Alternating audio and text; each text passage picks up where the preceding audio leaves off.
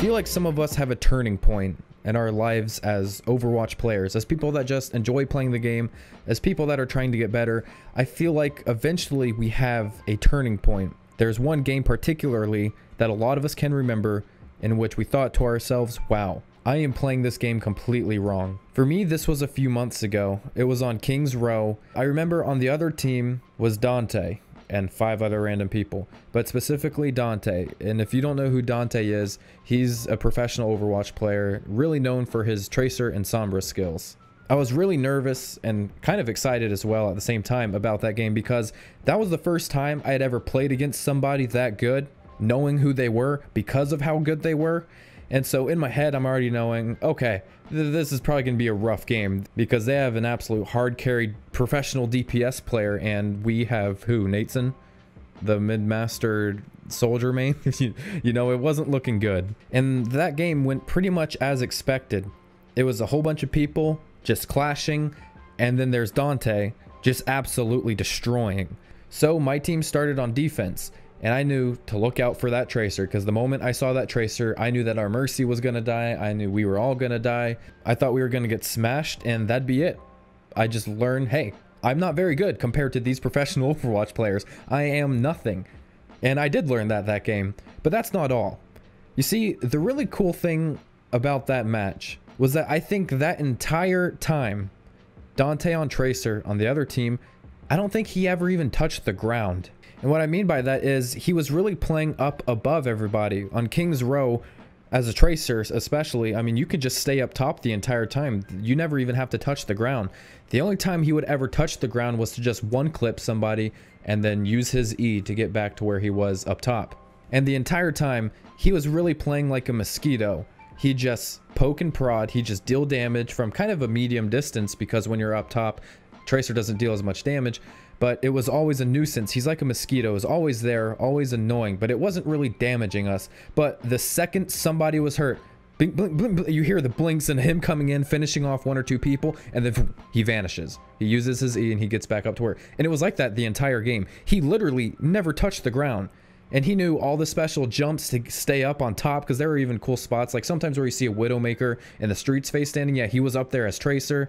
And then what was really cool to watch and kind of learn from him, and I don't know why, but I never thought of the game like that. How, I mean, the map is really a jungle gym. I mean, I know that sounds dumb, but that game, he never even touched the ground. It's like he didn't even need to. He was carrying his team without even being near them, without even really being near us that often. Just using a couple blinks to come in and take 1 or 2 of us out. I learned so much about Overwatch in that one game. Just noticing the patterns of when he would engage or disengage, seeing all of the different spots and like the special Tracer jumps and blinks he knew how to get up to on maps. And yeah, we ended up losing that game. It wasn't the worst blowout ever, because we ended up pushing the payload pretty far, but not quite far enough. But I feel like that game changed my perspective on Overwatch completely.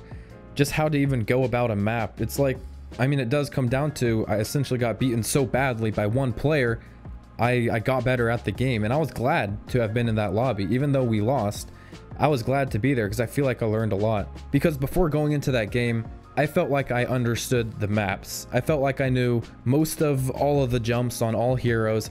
I knew all the cool spots you could play. I knew, you know, I just felt, because I have so much time in Overwatch over the past year or so, so many hours logged into this, I feel like, okay, nobody can outplay me when it comes to the maps. You know, people might have better mechanical aim, people might do, you know, people are a lot better at me at a lot of things, but I feel like I'm on the same level with most people when it comes to the maps. That match changed the way I was thinking. There is so much more to these maps than we could even think. Just the way we position ourselves and how we poke and prod and when we decide to engage, especially from these really cool spots on King's Row specifically.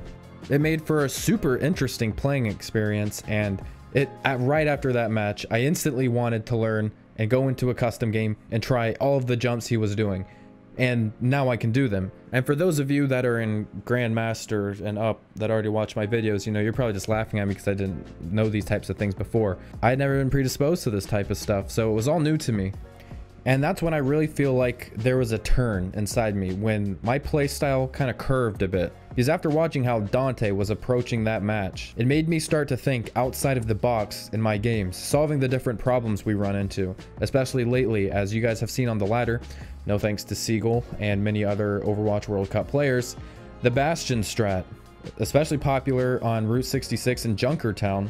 We find ourselves running into these super sticky situations where there are these incredibly cheesy comps that deal a lot of damage, and we feel like we're getting pressured back and that there's nothing we can do. And I don't run into that situation as much anymore, because after that one game getting beaten so badly that I got better at Overwatch, I started thinking outside of the box, coming up with more creative solutions, more creative ways of going around a map as any hero to try and win a game. So that's just something I want to share with you guys real fast, just kind of something that happened, a gameplay experience that changed the way I played Overwatch. And I'm curious if you guys ever had a match like that, because that could have been an X player. So like X doesn't fill in the blank variable. It doesn't even have to be a professional player. If you're in gold and you found somebody on the other team that was really good and you felt like you learned something just because they were so good and stomped you, you took something from that, that made you a better player. And I want to hear about those experiences. So if any of you guys have had an experience like that, go ahead and leave it in the comments down below. I hope you guys all have a good rest of the night, and take care, everybody. See ya.